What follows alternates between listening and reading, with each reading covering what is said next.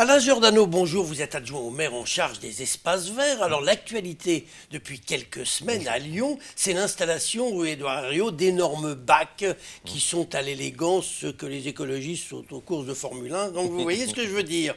On a entendu beaucoup de critiques de gens qui critique à la fois l'élégance de ces bacs et surtout le coût. Et je voudrais savoir pourquoi vous êtes lancé dans cette opération. C'est un cache-misère pour essayer de faire croire à quelques mois des prochaines élections que vous avez fait beaucoup pour la végétalisation de la ville?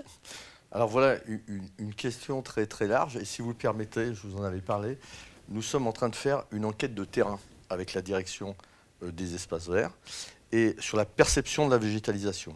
Et nous avons été interroger les personnes qui s'expriment peu en ce moment sur le sujet, qui sont les piétons, puisque le mode principal de déplacement à Lyon, c'est les piétons. En presqu'île, on est à 60-70% de part modale. Et ces piétons nous disent, pour 84% que le projet est beau, pour 89% qui trouvent qu'il est plus agréable à circuler à pied maintenant, et 70% trouvent que la rue est plus apaisée, puisque je vous rappelle qu'avant, le jour, on avait des gymkhanas, et la nuit, on avait des rodéos. Enfin, la nuit, c'est apaisé parce que Parce y a les policiers qui sont là de 10h du soir à 5h du matin et qui empêchent les gens de passer. C'est la seule raison. Non. Deuxième raison, si vous le permettez. Je vous permets, bien sûr. D'ailleurs, vous n'avez pas besoin de ma permission, vous êtes là. Il y a 30% de la voirie qui a été supprimée. Donc du coup, vous ne pouvez plus faire des gymkhanas. Vous n'avez qu'une voie. Certes grande, mais qu'une voie. Donc du coup, pour les rodéos, c'est plus difficile. Est-ce que vous n'êtes pas allé jusqu'au bout? Est-ce que ce genre d'aménagement ne devrait-il pas s'accompagner d'une piétonisation complète de ce genre d'artère? Est-ce qu'il ne faudrait pas interdire purement et simplement la circulation et le stationnement en ville? Vous n'avez pas eu de courage? Non, il ne faut pas dire ça. D'abord, on est dans une phase d'expérimentation.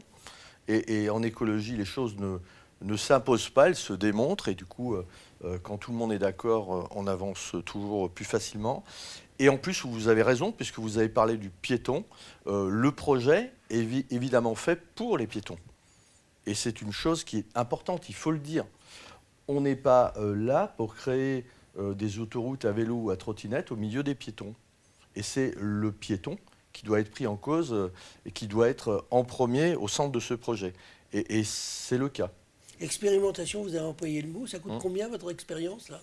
Alors, l'expérience coûte sur l'ensemble du linéaire qui fait 1,5 km. Il faut le signaler, puisque là, on a une densité végétale qui est importante sur 1,5 km. Et le coût est à peu près de 600 000 € maximum. C'est quand même beaucoup de sous. Alors, c'est beaucoup de sous, si vous voulez. Surtout pour une expérience qui peut s'arrêter demain. Oui. Mais si on fait la même expérience en pleine terre, par exemple, donc là, on n'est plus sur de l'expérimentation, mais de la pérennisation, on serait sur 10 fois plus, c'est-à-dire à peu près 6 millions d'euros, puisqu'il faudrait déplacer les réseaux. Alors, je suis en train de faire une étude actuellement, parce que certains me disent « Pourquoi vous ne l'avez pas fait en pleine terre ?» Et les résultats de l'étude, c'est que c'est possible, puisqu'en dessous, il n'y a que des réseaux, mais par contre, il faut déplacer les réseaux. C'est le problème de la ville.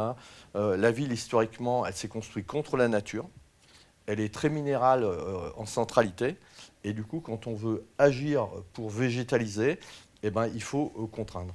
Voilà. Dites-moi, Alain Giordano, Lyon est la seule ville, et vous en êtes fier, à avoir décroché les 4 fleurs au titre des villes fleuries. C'est un peu la 3e étoile Michelin. C'est vrai qu'aux espaces verts, on en est fier. Oui, oui, vous risquez pas d'être des rétrogradés la prochaine fois, parce que quand on regarde la charte des villes fleuries, il faut pas de bac. Mais ils en veulent pas. Mais vous avez raison. Ah, mais je sais que j'ai raison. Et si je vous disais le contraire, ça veut dire que je ne suis pas ces dossiers-là. Mais il faut préciser une chose, c'est que quand on obtient la 4e fleur, c'est en fonction de critères qui sont évidemment très exigeants. Dans ces critères, vous avez la quantité des espaces verts.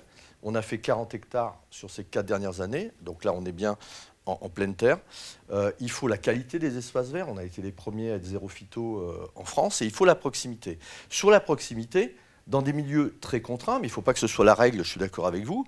Je vous l'ai expliqué tout à l'heure, on ne peut pas compte tenu des réseaux qui ont été installés, agir très vite.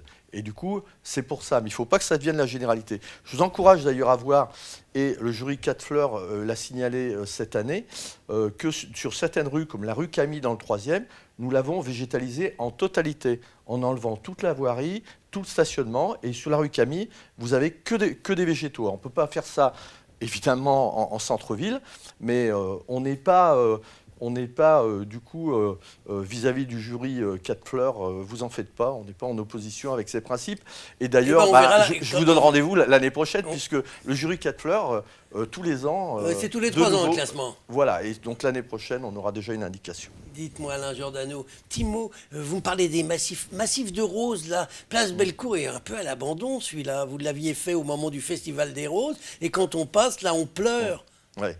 Eh bien, Festival des Roses, bonne nouvelle, on va le reprendre. Alors, les professionnels des rosieristes disent on ne peut pas faire une opération comme ça en 6 mois. Vous l'avez annoncé là pour l'année prochaine, ils disent c'est pas possible.